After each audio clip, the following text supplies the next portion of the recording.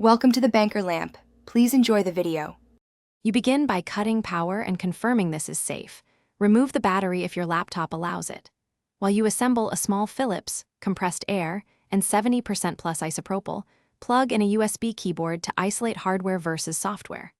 Once done, check settings right arrow ease of access right arrow keyboard and turn off sticky keys and filter keys so Windows isn't auto-repeating.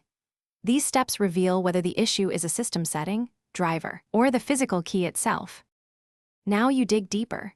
In Device Manager, uninstall the keyboard driver and reboot so Windows reinstalls a fresh driver. This handles corrupted software inputs. Next, power down and use compressed air to blow debris from under the keys, and gently clean around the key with a cotton swab dipped in isopropyl. This removes sticky residue that causes phantom presses. If necessary, pry off the keycap carefully to inspect the membrane or scissor switch. Cleaning there often fixes intermittent autopress behavior. Reinstall the keycap, reconnect the battery or power, and boot. You should test using the on-screen keyboard and a short typing test to confirm the autopress is resolved.